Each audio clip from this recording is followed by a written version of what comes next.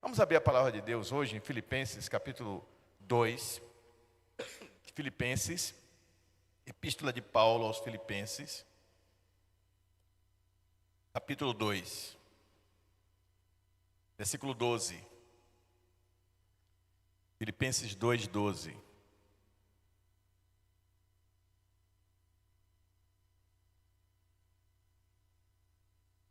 Filipenses 2, versículo de 12 a 13. Acharam? Amém, glória a Deus. Diz assim: de sorte, meus amados, assim como sempre obedeceste, não só na minha presença, mas muito mais agora na minha ausência, assim também operai a vossa salvação com temor e tremor. Algumas traduções dizem: desenvolvei a vossa salvação, porque Deus é o que opera em vós, tanto o querer como o efetuar, segundo a sua boa vontade. Amém? Nesse capítulo de Filipenses, nós temos um dos maiores tratados de cristologia do Novo Testamento. Cristologia é a parte da teologia que estuda a pessoa de Cristo.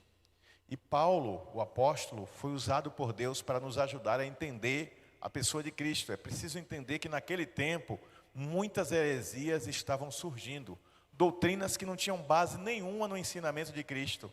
E Paulo ganha uma relevância e uma importância, porque ele ensina à igreja os princípios básicos alinhados, de acordo com o ensino de Cristo. E aqui ele passa do capítulo 2, a partir do versículo 5 até o 11, ele passa descrevendo o caráter de Cristo, a pessoa de Cristo. Ele chega a dizer no capítulo 2, versículo 5, de sorte que haja em vós o mesmo sentimento que houve em Cristo Jesus, que embora subsistindo na forma de Deus, não teve por usurpação, subsistindo na forma de Deus, não teve por usurpação ser igual a Deus. Antes assumiu a forma de homem, humilhando-se a si mesmo. Em outras palavras, me desculpem, essa tosse, esse tempo fica frio, eu fico assim, me perdoem. Em outras palavras, ele está dizendo o seguinte: Paulo está dizendo que Jesus se rebaixou à condição humana. Como assim, pastor? Porque ele é Deus, eu e você somos humanos. Ele se rebaixou à condição humana. Ele se tornou um de nós, ele se tornou o homem, ele se tornou mortal, ele se tornou sujeito a pecar, porque no momento que ele vem habitar na carne, habita nele desejos que habitam em mim e que habitam em você. Não é verdade? Porque ele se limitou. Mas ele fez isso para nos dar um exemplo de que é possível exercer autodomínio pela ação do Espírito Santo. E o que eu vou falar hoje, dentro desse conceito de desenvolvendo a salvação, para quem gosta de anotar, é que a pessoa de Cristo é mais do que uma referência retórica. O que é referência retórica? Só discurso. Jesus não é só um discurso, uma ideia. Jesus é uma pessoa viva. É Deus que se fez carne para habitar entre nós. João, no seu evangelho, ele nos dá uma lição profunda sobre isso. Quando ele diz assim que no princípio era a palavra. No original é logos, que se traduz como palavra, como verbo. Mas verbo é a palavra viva, é a palavra em ação. Eu ando, eu corro, eu vejo. É o verbo da ideia de uma coisa que está acontecendo, ativa. E Jesus é a palavra viva, ativa, viva no sentido de ativa de Deus na terra. E o escritor nos lembra que pela palavra, o mundo e tudo que existe foram criados, porque Deus liberou a palavra. E disse Deus, haja, ou seja, exista. E pela vontade de Deus e pela palavra liberada, as coisas vieram a existir. Porque Deus não tem fé, Deus é a fé. E quando você encarna a verdade da palavra de Deus como absoluta, como verdadeira na sua vida, você está desenvolvendo a sua salvação a partir disso, porque você está sendo obediente à palavra. Você pode olhar para as circunstâncias, tudo aponta em outra direção, mas você diz assim, como disse Abacuque: ainda que a terra trema, ainda que a figueira não floresça, ainda que não haja fruto na videira, contudo, eu confiarei no Deus da minha salvação. Eu não sei como é que está a sua vida, o que é que você está passando. Eu não sei que problemas você está enfrentando no nível pessoal, financeiro, de saúde, emocional, talvez relacional dentro da sua família, com seu marido, com sua esposa, com seus filhos, com seus pais, talvez no trabalho, no colégio, na faculdade, com a vizinhança, com algum parente que está atormentando você. Existem N possibilidades de situações que nos tiram a paz, que nos tiram da zona de conforto. O que o escritor bíblico está dizendo a você e a mim é: mova-se pela palavra. Diga a pessoa do seu lado: mova-se pela palavra. Porque nós estamos vivendo uma época de ceticismo. O que é ceticismo, pastor? Ceticismo vem de cético. Cético quer dizer, é cético com C, viu gente? Para quem está anotando, cético é uma pessoa que não crê, uma pessoa sem fé, uma pessoa que não crê. Pode até admitir que Deus existe, mas acha que Deus está lá no canto dele, não tem nada a ver conosco, Deus não está nem aí para a gente. E muita gente está crendo em Deus hoje dessa forma: se Ele não me abençoa, Ele não existe. Se Ele não derrama bênção sobre mim, Ele não existe. Se os meus problemas não são resolvidos, que Deus é esse? Quem és tu e quem sou eu para questionar Deus pelos erros do homem? Porque Deus colocou o homem no mundo e disse: escolhe a vida para que vivas, escolhe a bênção. Está em Deuteronômio. Ele nos mandou escolher o que é melhor, mas alguns de nós escolhem o que é pior. Então, se eu estou num casamento e o meu cônjuge, seja você homem ou mulher, a pessoa com quem você se casou faz uma escolha errada, a escolha errada é dela. Você não pode usar como referência o erro dessa pessoa para também entrar no erro. Se você está numa sociedade, num negócio, e o seu sócio lhe prejudicou, agindo desonestamente, você não pode se rebaixar ao mesmo nível dele, porque você não tem que descer para o que é pior, você tem que crescer para o que é melhor. E a sua referência do que é melhor é aquele que, habitando na carne como homem, escolheu agir segundo os princípios de Deus. E como é o nome dele? Como é o nome dele, igreja? Jesus. Então a salvação não é apenas um acontecimento do passado, que eu aceitei a Jesus lá atrás. No meu caso, no dia 6 de fevereiro de 1981. Então naquele dia, eu me tornei crente em Jesus Cristo. Ali eu nasci de novo. Então minha salvação, na minha visão, está lá atrás, naquele dia. Não. Uma mãe engravida, uma mulher engravida, desenvolve o bebê, dá à luz o bebê, mas o bebê não permanece bebê. Ele é alimentado, primeiro com leite, depois com alimento sólido. E à medida que ele vai crescendo, ele vai podendo comer coisas mais sofisticadas, alimentos mais complexos. Ninguém vai dar feijoada a um bebê de 9 meses, mas uma criança de 6 anos já come feijoada. Talvez não coma muito, mas come. O apóstolo Pedro, escrevendo a sua epístola, ele diz que cuidou dos seus discípulos novinhos na fé com leite, porque eles ainda não podiam suportar o alimento. O apóstolo Paulo vai dizer o mesmo escrevendo aos Coríntios. O apóstolo Paulo vai além. Ele, além de mostrar em algum aspecto que os crentes de Coríntios eram como bebês espirituais, ele mostra também que eles eram carnais. Ele não duvida da fé deles, ele não diz vocês não são crentes, ele não diz vocês são hipócritas, ele não diz a fé de vocês é falsa, como muitos de nós, incluindo a mim, às vezes julgamos alguém por uma ação, por uma atitude. Como é que pode Sabrina fazer isso, meu Deus? Lucimar fez isso, tantos anos de crente, ela é humana, e enquanto humanos podemos cometer erros. Mas aquele que é verdadeiramente nascido de novo e gerado por Deus no Espírito, ele toma consciência do seu erro, ele confessa o seu pecado, ele não chama apenas de erro, ele chama de pecado, porque pecado é errar o alvo da vontade de Deus, é ofender a santidade de Deus, e ele pede perdão.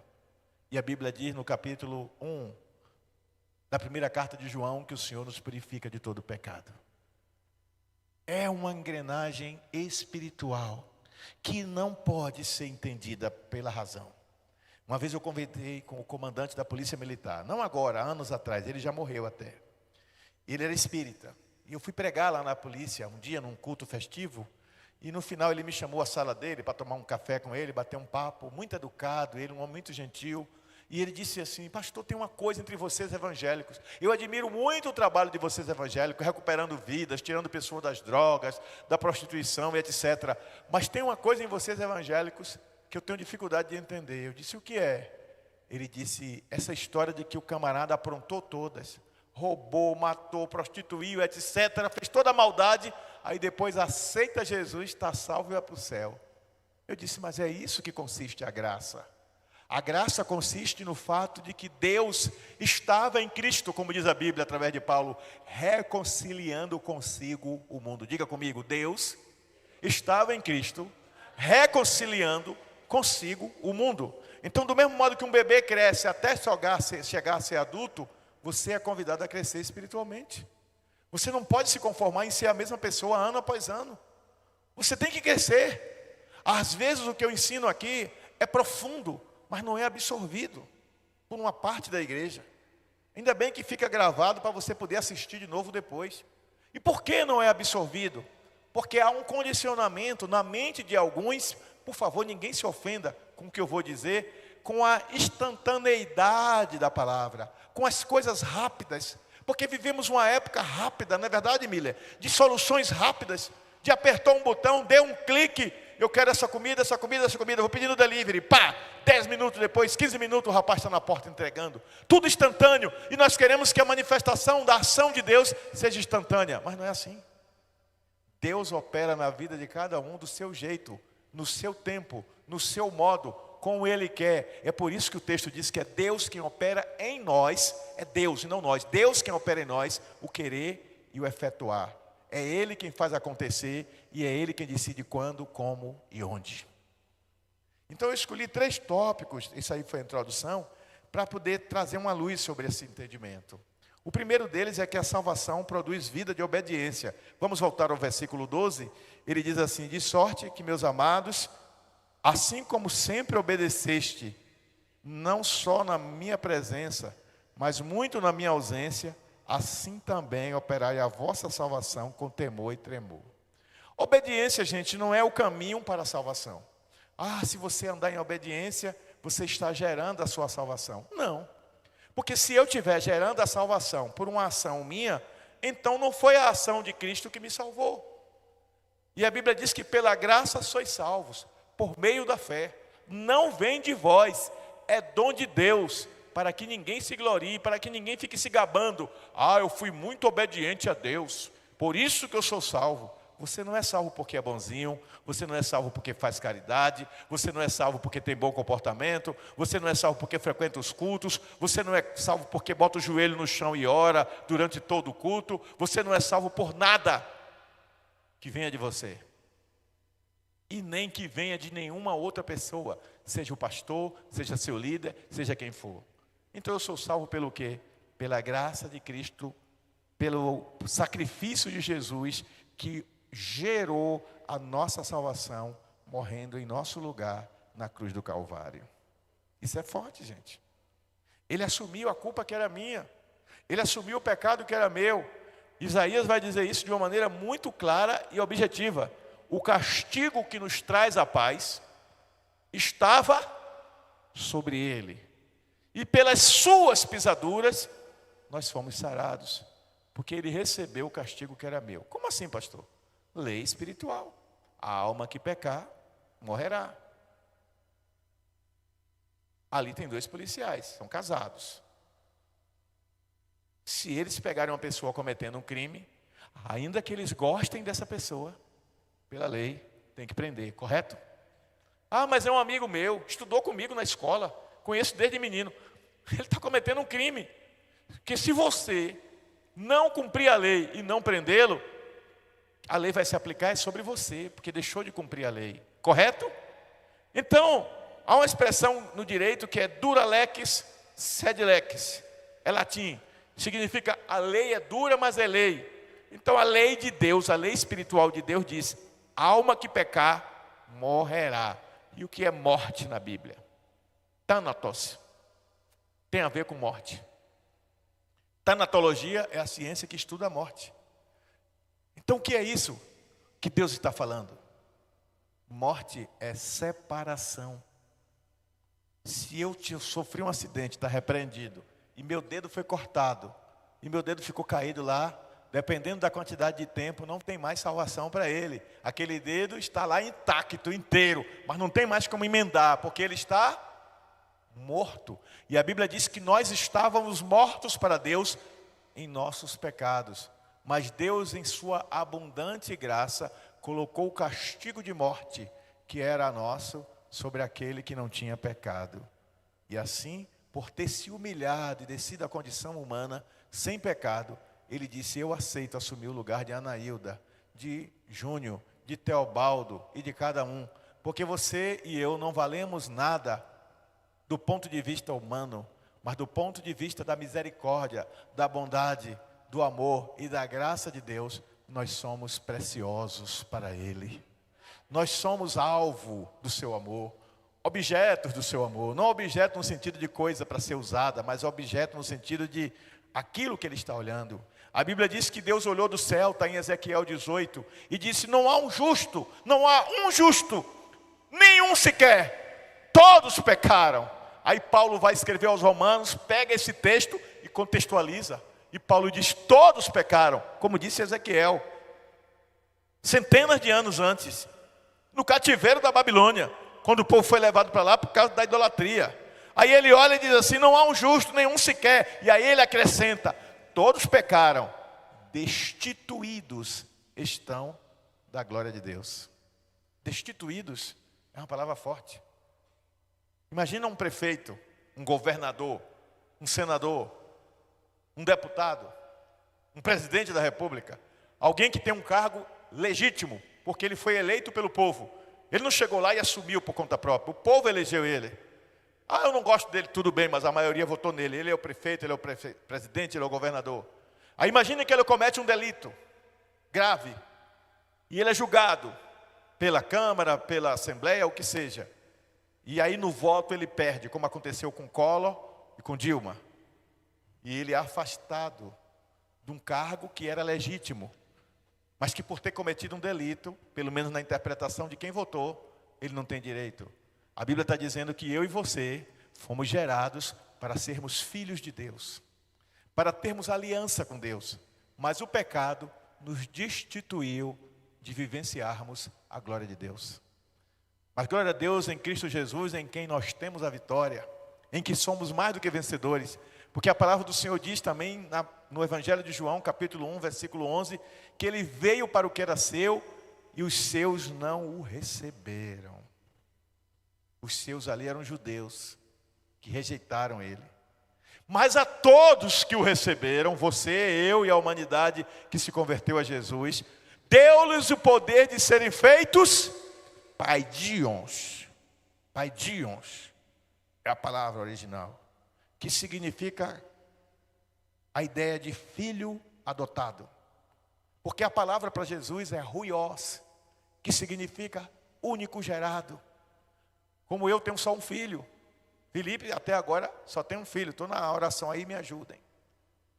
Então eu só tenho um filho, eu tenho um ruios, único gerado. Jesus era o ruios de Deus, único gerado. Mas Paulo vai dizer que ele se tornou o primogênito. O que é primogênito? Filho mais velho, dentre muitos irmãos dos quais eu e você fazemos parte. Pelo sacrifício dele, ele abdicou, ele esvaziou-se da sua glória, assumiu a condição de homem, decidiu não ser mais o único filho, o único herdeiro, o ruios de Deus, e nos deu o poder de sermos paidions, os filhos adotados de Deus, pela obediência dele, para que a obediência dele nos inspire a vivermos em obediência. Quem diz amém a essa palavra? Então, recapitulando, a obediência não é o caminho para a salvação. Então, o que é que ela é? Ela é a consequência. Diga para a pessoa do seu lado: a obediência não é caminho, é consequência da salvação. Como assim, pastor? Quem é salvo, tem consciência de que é salvo, ele quer crescer na graça e no conhecimento, sim ou não? Sim ou não? Antes crescei na graça e no conhecimento. Aí Paulo, escrevendo aos Efésios, vai dizer: até que todos cheguemos à estatura de Cristo, ao tamanho de Cristo. Peraí, Jesus tinha 1,82 m, eu tenho que ter 1,82 m? Não.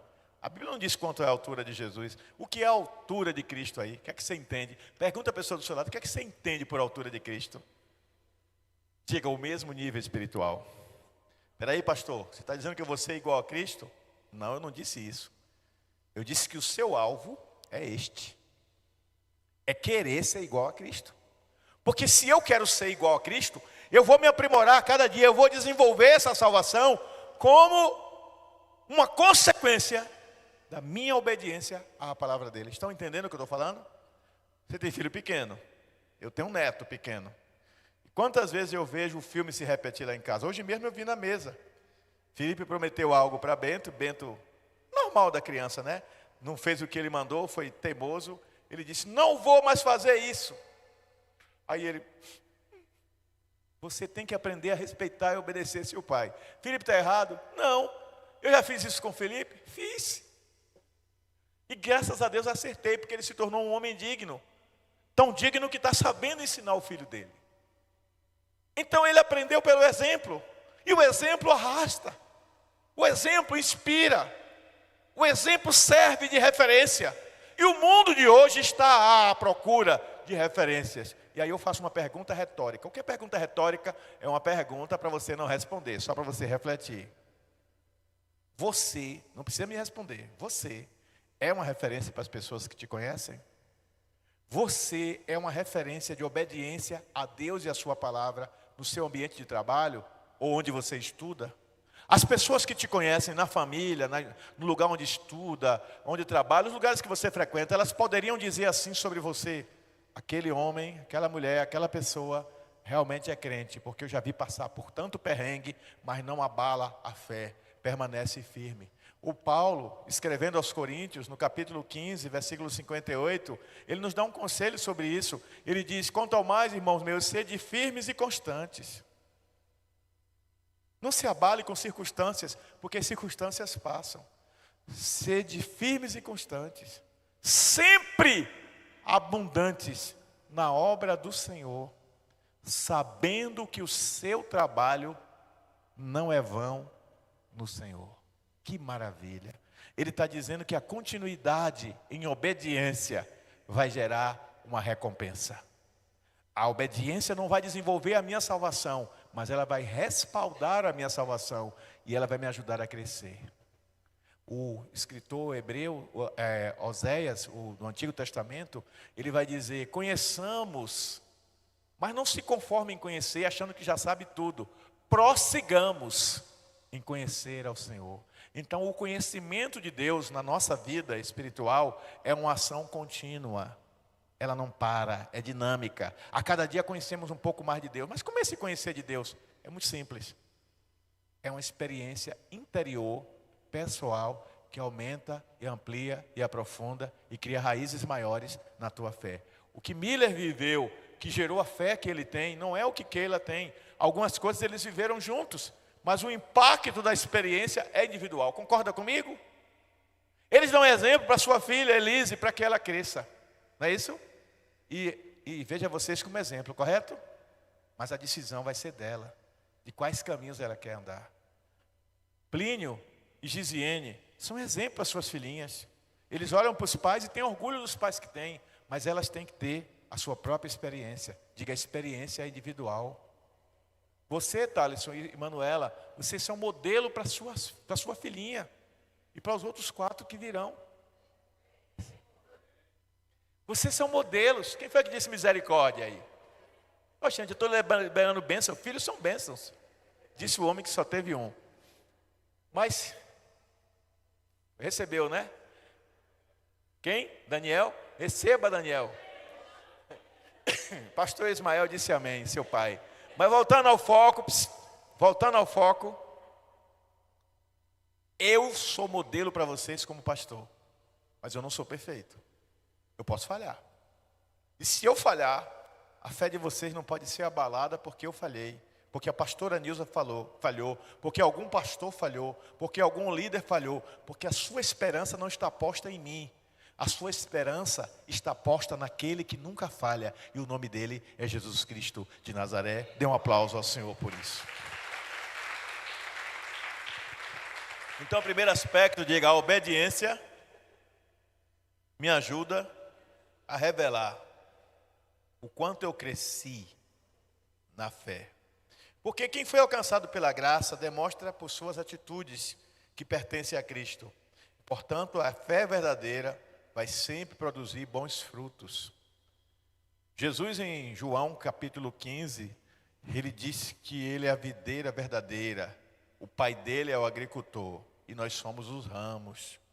E todo ramo que não dá fruto, corta. Mas o que dá fruto é podado, para que possa dar muito mais fruto. Eu quero ser um ramo frutífero, e você? Então, quem quer ser um ramo frutífero, aceite o tratamento de Deus em sua vida. Pastor, eu tenho passado por tanta tribulação, busque a Deus.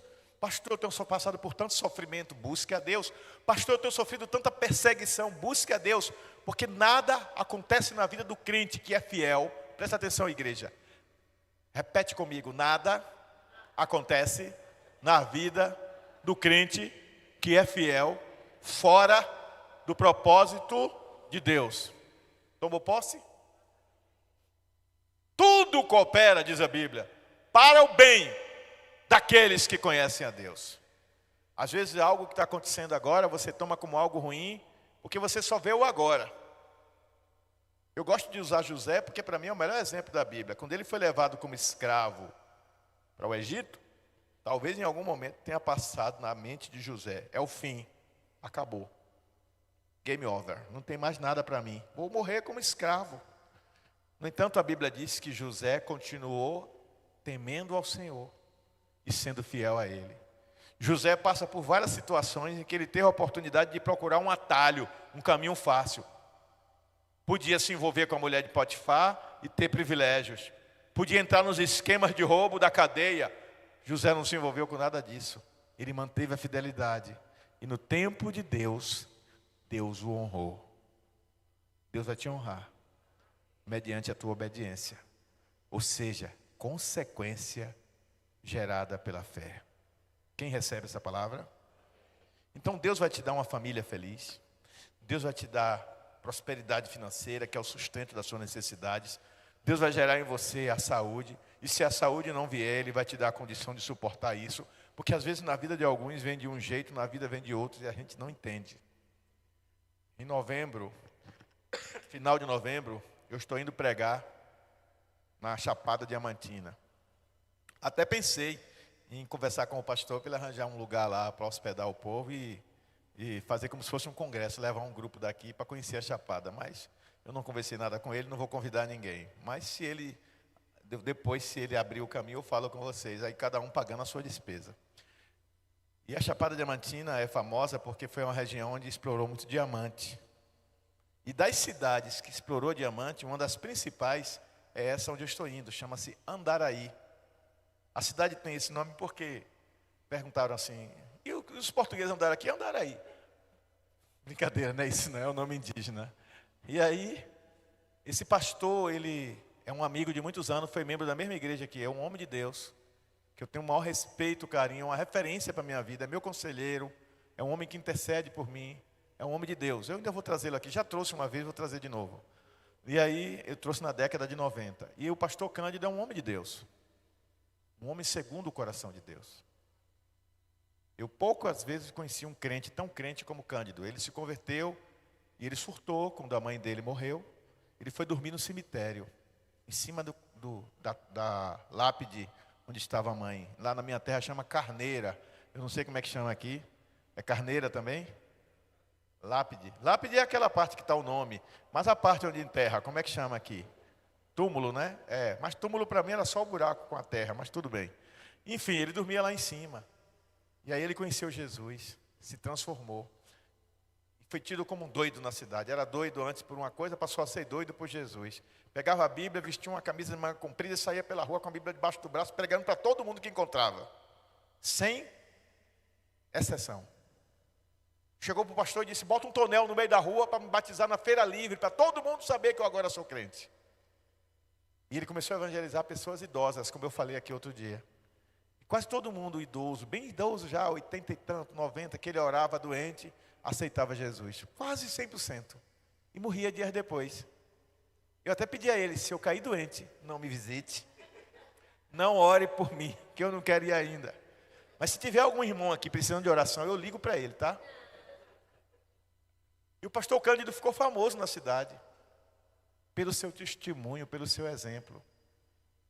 E aí, Ele fazia jogo de bicho, ele disse, eu vou parar de fazer jogo de bicho. Chegou e orou e disse, vou falar com o pastor. Pastor, eu não sei como sustentar minha mulher e meus três filhos. Eu não tenho condição de trabalhar. Eu tenho atestado de que eu sou doido. Mas eu não sou doido. Jesus controlou tudo. Ou seja, clinicamente, ele não está curado, mas a doença não se manifesta. É disso que eu estou falando. Que Deus tem diferentes formas de atuar. Ele é um homem de Deus, admirável. Vocês vão amar, eu vou trazer ele aqui. E aí, ele disse que foi falar com o pastor virou para ele e disse assim, meu irmão, eu não tenho condição de botar comida na sua mesa, porque o que eu ganho é pouco. A igreja não tem condição de botar comida na sua mesa. Vamos fazer o seguinte, nós vamos orar aqui agora, eu, você e minha esposa, e vamos continuar orando para Deus abrir uma porta. Deus vai iluminar o irmão. Enquanto isso, vai fazendo o seu jogo do bicho e sustentando sua família.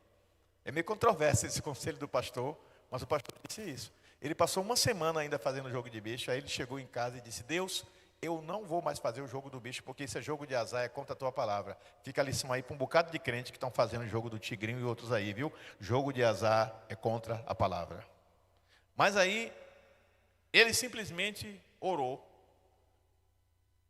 Aí ele disse, Deus, eu não sei o que fazer, eu não tenho dinheiro. E ele lembrou, a mente da gente é incrível, que ele tinha uma caçamba, que pega areia. E ele vendeu para um homem há um tempo atrás, e o homem sumiu e não pagou ele. Pagou a primeira parcela e não pagou o resto. Era uma caçamba bem velhinha já.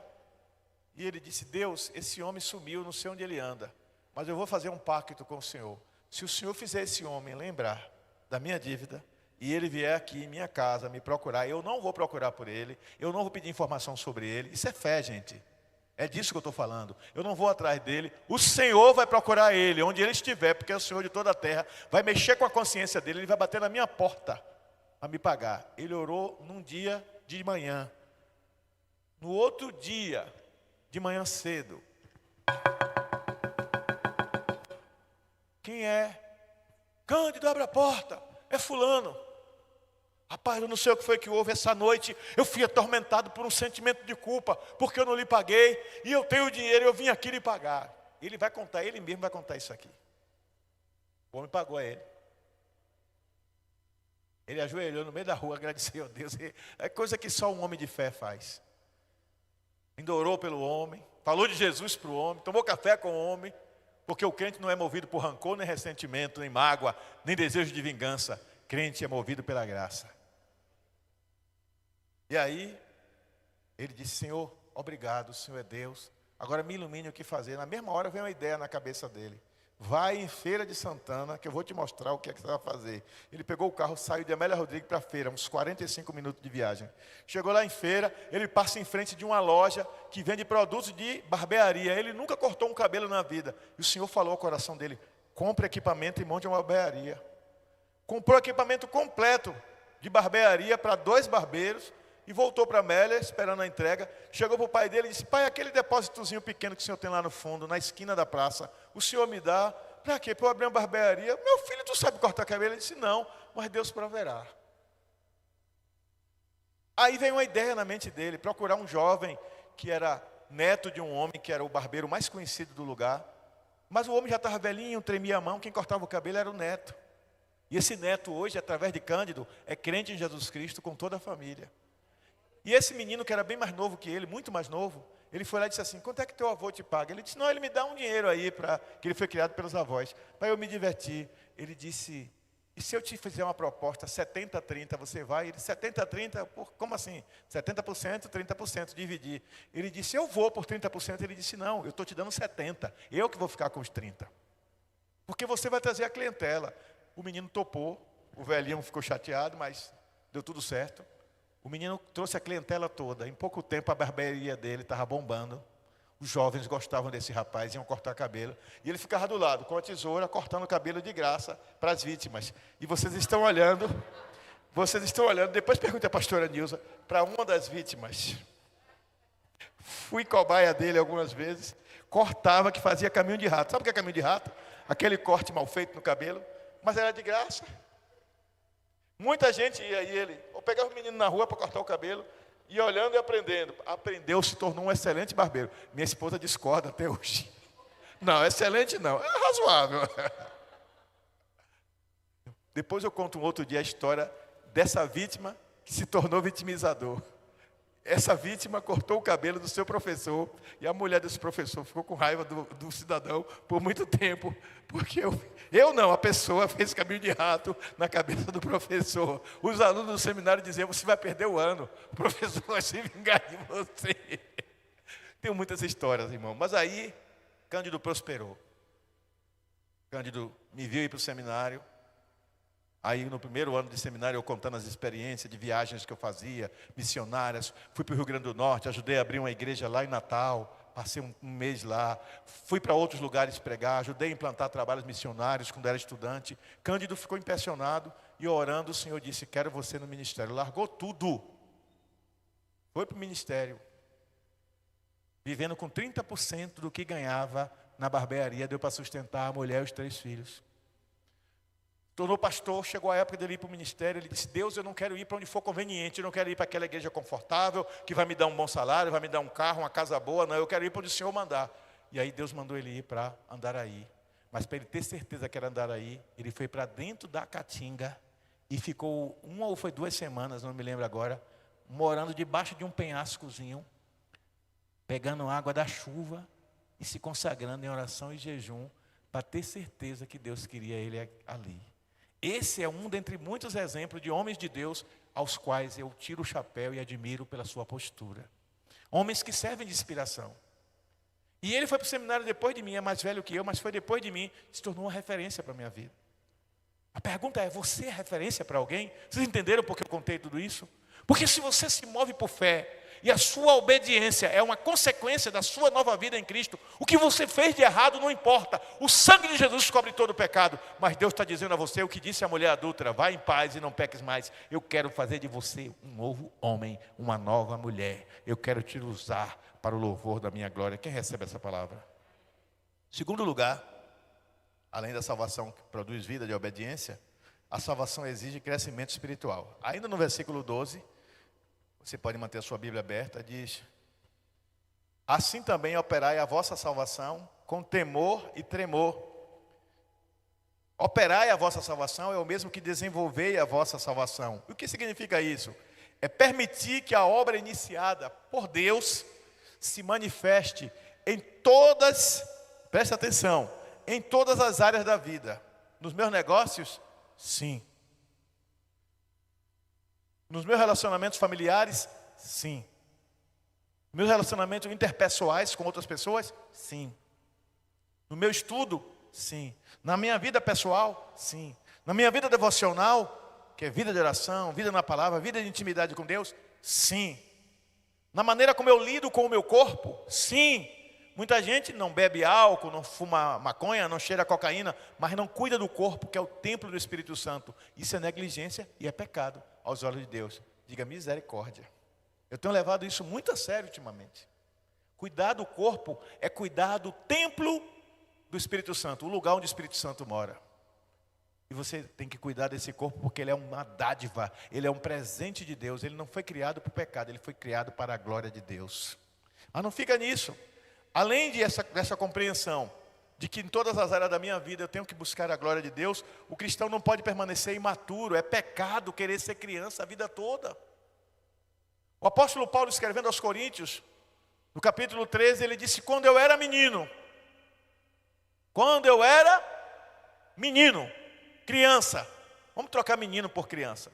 Quando eu era criança, agia como criança, pensava como criança, sentia. Aí ele está falando de reação, né? De reação emocional às coisas, como criança. Mas depois que eu me tornei homem, troque homem por adulto. Depois que eu me tornei adulto, eu deixei as coisas próprias de criança.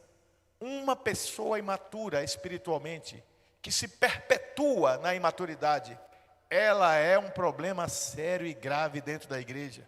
Porque esse tipo de pessoa ainda ousa bater no peito e dizer assim: eu tenho X anos de igreja. Isso não quer dizer nada. A maturidade tem a ver com a absorção do conhecimento mas muito mais com a prática que você faz, o uso que você faz desse conhecimento. Não adianta você conhecer a palavra de Deus de ponta a ponta e não viver a plenitude dela, não aplicá-la em sua vida. Por exemplo, eu aprendi, você também, que aqui não tem criança, as crianças estão lá atrás, nas salas, aliás, tem 2 criancinhas ali. Eu aprendi uma coisa muito simples. Quando algo me ofende, me incomoda, me inquieta, não me deixa à vontade, tira a minha paz, vindo de outra pessoa com a qual eu me relaciono, a maneira adulta é sentar com aquela pessoa e dizer, precisamos conversar. Olha, o modo como você está me tratando não está sendo legal, eu não estou gostando, não está me fazendo bem. Eu não vou aqui sair no tapa com você, eu não vou lhe xingar, eu não vou lhe perseguir, eu não vou lhe prejudicar. Mas eu gostaria que você parasse com isso, porque se você não parar com isso, eu não quero mais nenhum relacionamento com você, porque é tóxico e está me fazendo mal. Essa é a maneira adulta de lidar. Buscar resolver. Se não puder resolver, afaste-se daquilo que te faz mal. Se eu entro numa sala e eu sinto um cheiro de gás de cozinha, aquela substância que é colocada, que o gás não tem cheiro, mas aquela substância que é colocada no gás é para a gente identificar o perigo, correto? Eu sinto o cheiro de gás de cozinha, eu faço o quê? Eu entro, fecho a porta e digo, onde é que está vindo esse escapamento? Não é isso? Não, porque se eu fizer isso, eu estou me condenando a quê? À morte, porque o gás mata, não mata, gente?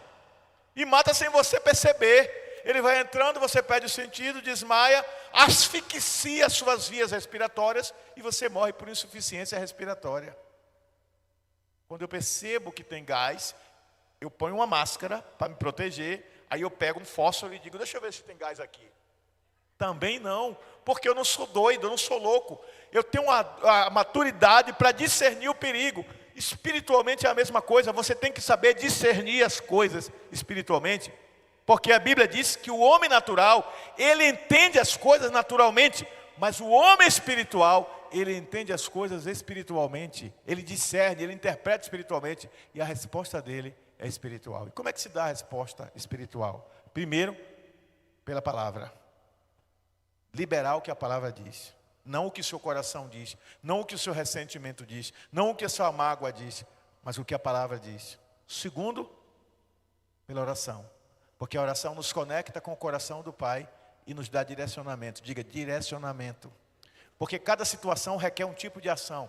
Cada situação requer um tipo de ação. E você só vai saber a ação correta quando você se coloca na direção do Senhor. Então, antes de se precipitar, pense nisso. E a terceira coisa são as atitudes que você adota a partir daí. Eu tive vida de oração, eu tive vida de intimidade, eu agora decidi viver uma comunhão plena com Deus, para que não seja eu, mas Deus. O texto bíblico diz, é Deus quem opera o querer e o fazer. O que eu quero fazer, Paulo vai dizer, o bem que eu quero fazer eu não faço, mas o mal que eu não quero esse faço. Por isso que às vezes o marido se comporta mal com a esposa com o marido, diz coisas que não gostaria de dizer, diz coisas que não é o que pensa, não é o que sente, porque naquele momento o ego está ferido. E um ego ferido diz coisas impensadas. Mas Paulo está dizendo que eu não sou mais criança, eu sou adulto. Então eu tenho que me comportar como um adulto espiritual, porque eu não sou movido mais pelo meu querer. A Bíblia diz que quem é nascido de Deus é guiado pelo Espírito de Deus. Tem alguém nascido de Deus aqui hoje? Glória a Deus. Terceiro e último ponto. A salvação é sustentada pela ação de Deus. Versículo 13 diz assim, porque Deus é o que opera em nós, tanto querer como efetuar, segundo a sua boa vontade. Diga, segundo sua boa vontade. Olha só, lá em Romanos 12, Paulo diz que nós devemos nos apresentar a Deus como um sacrifício vivo. A nossa vida de renúncia, de sacrifício vivo, entrega total ao Senhor. E ao fazer isso, ao me entregar totalmente ao Senhor, botar a minha vontade de lado e botar Deus no centro, Jesus no centro, eu experimento a boa, perfeita e agradável vontade de Deus. Eu só posso experimentar a boa, perfeita e agradável vontade de Deus quando eu me sacrifico, quando eu coloco os meus interesses de lado e os de Cristo em primeiro. Em Mateus, capítulo 6, versículo 33, Jesus reforça essa ideia quando ele diz assim, mas buscai primeiro o reino de Deus e a sua justiça, e as outras coisas, as demais coisas que você precisa, vos serão acrescentadas. Jesus também vai dizer que todo aquele que quiser vir após ele, negue-se a si mesmo, tome cada dia a sua cruz. Olha o sacrifício de novo, que cruz simboliza sacrifício, morte. Ele está dizendo, tomai sobre si a sua cruz, a cada dia. Olha só, você não toma a cruz de Cristo, você não é apto para seguir a Cristo. Se você não toma a cruz de Cristo, você não é discípulo dele. Porque a cruz de Cristo, ela mortifica os meus interesses e ela glorifica e exalta os interesses de Deus. Diga amém. Somente pela ação do Espírito Santo nós alcançamos esse nível. Não adianta tentar resolver isso por você mesmo. Você tem que orar todos os dias. Espírito Santo, mortifica em mim toda vontade que vai em contra a tua vontade. Mortifica em mim esse querer que não é meu. O apóstolo Paulo vai falar sobre isso quando ele diz assim, por isso, ou por essa causa, ou por essa razão, eu esmurro o meu próprio corpo. Como assim esmurrar o próprio corpo? Ele não está falando de uma coisa literal, de dar murro no corpo. Desculpem. Eu estou me controlando para não tossir. Ele diz, é o vento frio, gente. Ele diz, eu coloco a minha vontade abaixo da vontade de Deus. Esmurrar o próprio corpo é mortificar a sua vontade. Porque há muitas coisas das quais eu e você temos vontade de fazer. Temos vontade de dar o troco, de responder na mesma moeda, de não levar desaforo para casa. Mas o Espírito Santo diz que eu não sou mais movido pela minha vontade, nem pelas minhas emoções. Eu sou guiado pelo Espírito de Deus. Há alguém assim hoje aqui? Deus ajude que seja verdade na vida de cada um. Paulo lembra que Deus é quem produz primeiro o desejo e depois a capacidade de obedecer. Espera aí, pastor. Então a obediência não é fruto apenas de minha escolha? Não. Ela é fruto do mover de Deus em mim. Deus gera em mim o desejo de obedecê-lo. E Deus me capacita para obedecê-lo. Porque Deus sabe que por mim mesmo, minha carne jamais se submeterá a Ele. Porque a carne do homem é ligada às coisas deste mundo. Mas quando eu mortifico a minha carne, para que Cristo glorifique-se através da minha vida, neste mundo, então já não sou eu. O apóstolo Paulo vai dizer, porque já não vivo eu, mas Cristo vive em mim. E esse viver que eu agora vivo na carne, eu vivo pela fé no Filho de Deus, o qual me amou e se entregou a si mesmo. Vou dar um exemplo brabo aqui agora. Eu já contei isso há um tempo atrás, mas vou contar de novo. Anos atrás, um pastor me contou uma história muito interessante. Uma igreja bastante conhecida de Petrolina. Hoje é uma igreja de nome em Petrolina, mas na época era bem pequenininha, não tinha nem 40 membros. E esse pastor foi o segundo pastor dessa igreja. E ele se tornou muito meu amigo, vinha na minha casa, tomava café e tal. E esse pastor contou que uma ovelha se converteu, chegou a hora do batismo, ele perguntou para ela se ela tinha alguma coisa pendente. E ela disse que tinha. Ela roubou o patrão dela. O pastor chamou a parte e disse, a senhora não vai se batizar enquanto a senhora não resolver isso. Por que roubou seu patrão? Porque ele foi desonesto comigo, ele não pagou meus direitos. Tudo verdade, viu? O patrão não pagou mesmo os direitos dela. Mas se resolve isso é na justiça, não é com as próprias mãos, correto? Ela trabalhava no caixa, ela começou a tirar o dinheiro correspondente ao que o patrão devia a ela e embolsou. O pastor disse, errou. Você podia entrar na justiça do trabalho, lutar pelos seus direitos, mas roubar o seu patrão, não. Ela voltou lá com o pastor, confessou ao homem, o homem quis até processá-la, depois o pastor convenceu a desistir, e ela ficou pagando em parcelas e devolveu tudo o que tinha, e aí ela se batizou. Aquela mulher depois se tornou uma líder e uma referência naquela igreja. Talvez no primeiro momento, quando ela pegou o dinheiro do caixa, para pagar a si mesmo o dinheiro que era dela por direito, uma luzinha lá dentro dela disse, não, você não está roubando, você está pegando o que é seu. Mas a consciência dela a acusava, e ela sabia que ela não podia fazer isso. Mas ela não tinha tido uma experiência espiritual.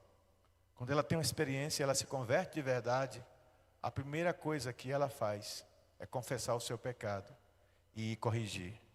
A Bíblia conta a história de Zaqueu, que estava embaixo, numa árvore, olhando Jesus, ele era baixinho. Jesus parou e disse, desce depressa, porque hoje me convém estar em tua casa. E Jesus entra na casa daquele homem que era tido por muitos como um pecador, um imundo.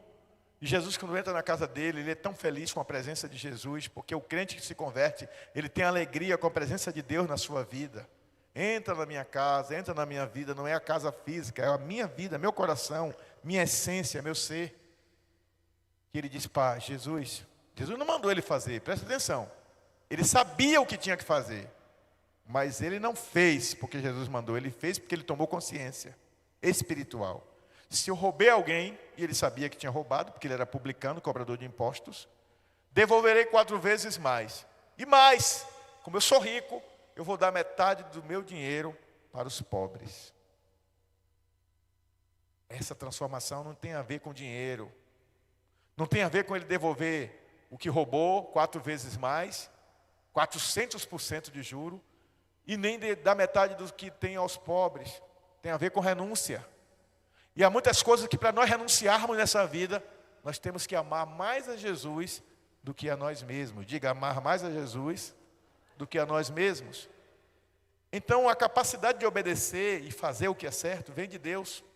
A nossa santificação depende, portanto, da graça divina inteiramente, e não do nosso querer. Porque é a graça divina que nos fortalece e que nos aproxima do próprio Deus e que nos conduz para viver em santidade. Conclusão. A vida cristã é uma caminhada de transformação. Rogo-vos, pois, irmãos, pela compaixão de Deus. Quando Paulo faz este rogo, ele está pedindo que nós nos apresentemos a Deus como sacrifício vivo para que experimentemos uma transformação, uma metamorfose. Uma lagarta que vira borboleta. Alguém que rastejava, agora vai voar. Alguém que vivia lá embaixo, no vale da sombra da morte, agora vai alcançar os cumes da glória. Pela vida de percepção espiritual diferente, de decisão de andar segundo a graça, de viver segundo a palavra, e de se mover segundo o Espírito. Irmãos e irmãs, amados que estão nos acompanhando em casa, nós fomos salvos pela graça, porque pela graça sois salvos por meio da fé, não vem de vós. Cresçamos então pela graça, pela total dependência e submissão ao Espírito de Deus. Deixemos que a boa obra que em nós foi iniciada seja completada e concluída por uma vida de inteira sujeição ao Senhor. E para quê, pastor? Para que no dia de Cristo, quando Ele voltar, Ele possa olhar para você, para mim, para você que está em casa, e Ele possa dizer: vinde, servo bom e fiel, para o reino eterno, que vos está preparado desde a fundação do mundo. Para que não corramos o risco de ouvirmos: em verdade vos digo, não vos conheço. Que Deus se apiede de nós, que Deus tenha compaixão de nós, e que a graça de Deus superabunde em nós. Amém?